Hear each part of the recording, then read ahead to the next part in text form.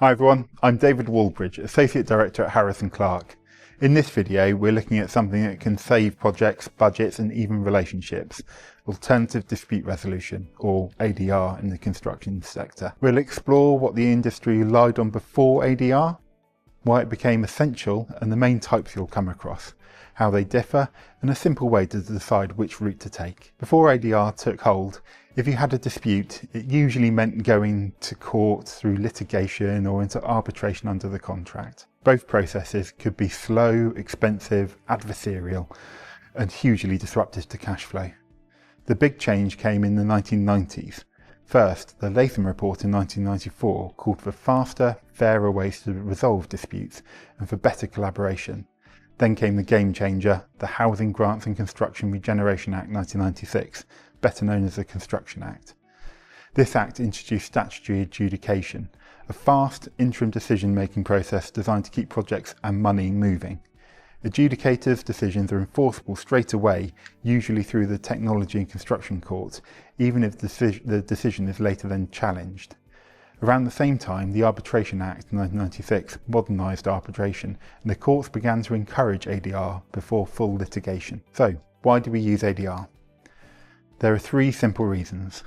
They're all very construction. Speed, decision in weeks, not years. Cash flow, keep the site moving, pay now, argue later. Relationships, solving problems without burning bridges. Think of ADR as a toolbox. The key is to pick the right tool for the job, but what tools are available and what do they do? Let's start with negotiation. Negotiation is always the starting point. It's a structured set of discussions between the parties or project leaders. It's the fastest and cheapest option, and one that best preserves relationships. To make it work, go in with a clear agenda, exchange positions in writing, and always record the outcome. Adjudication is statutory. Introduced by the Construction Act, it's the go-to when you have a payment or valuation dispute that needs a quick, enforceable decision. Typically, it runs from referral to decision in 28 days. The outcome is temporarily binding and immediately enforceable, though it can be revisited later. Preparation is critical here. Notices, timelines, a clear case, and solid records are key. Mediation is about control and collaboration. A neutral mediator helps parties work towards settlement they design themselves. It's non-binding until the agreement is signed, but it's confidential and relationship friendly. To get results, you need position papers, know your settlement ranges, where you'll be willing to agree a deal, and very importantly, the authority to settle on the day. Next is arbitration. It's a private, formal process under the Arbitration Act 1996. Parties choose an arbitrator, often an industry specialist. It's flexible but structured, and the outcome is binding, with limited opportunities to appeal. Confidential and final, and best suited for cases where privacy and expertise matter. Expert determination is perfect when you've got a technical or valuation issue. The parties agree on an expert to decide specific questions. Often decisions are binding contractually, so your scope and evidence must be crystal clear. Early neutral evaluation, or ENE, is where a senior neutral, often a judge or arbitrator, gives a non-binding opinion. It's a reality check that can unlock negotiation or steer parties towards the right forum. And finally, dispute boards. These are common on major infrastructure projects. A standing panel follows the project, intervenes early and gives recommendations or decisions. The idea is to avoid disputes escalating in the first place. What are the key differences at a glance? If speed is important, for fast results consider negotiation, mediation or adjudication. Slower solutions would be by way of arbitration. Do you need it to be binding?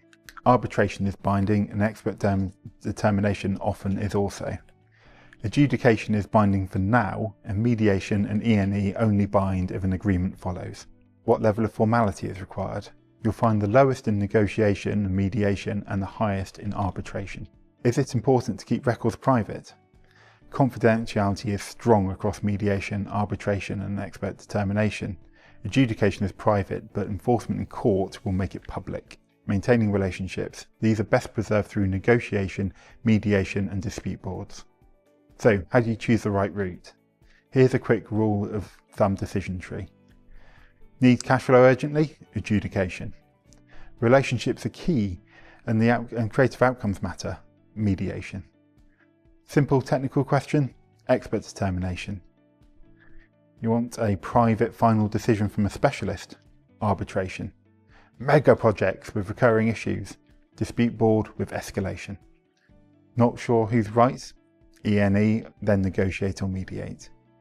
Ultimately, if you do find yourself in a dispute, getting expert advice as early as possible is critical and will help make sure you can choose the correct method and be fully prepared. To make any ADR process effective, here are some key considerations. Know your contract. Whether it's JCT, NEC or otherwise, look at the notices, time bars, dispute ladders and governing law. Build the record early. Keep programs updated, maintain site diaries, track change controls and keep valuations and photographs. Define the question. Narrow questions lead to sharp decisions. Quantify the claim. Link causation to responsibility to quantum. If you're making a claim, you have to be able to back it up and demonstrate the loss or impact. Get the right experts, both technical and quantum, and make sure that they explain clearly. Stay commercial. Model your best and worst alternatives before mediation or negotiation. In summary, ADR exists to keep projects moving. Think speed, cash flow and relationships. Adjudication is the UK's fast lane, enforceable now, arguable later. Mediation maximises controls, the parties own the outcome. Arbitration provides finality in private, and expert determination handles narrow technical issues. The key is to choose the tool that fits the problem. And prepare as if you're going to win, because preparation is half the battle. Well, that's just a whistle-stop tour of ADR in the UK construction industry, where it came from, why it matters, what your options are, and how to choose wisely. If you take anything home from this, it should be that getting the right experts and advice in place as early as possible is really important for success, and making sure you have all the documents, records, and evidence to back up your position. As always, if you'd like any help or advice on this or any other related topic, visit us at harrisonclarke.co.uk. Thanks for watching, and I'll see you in my next video.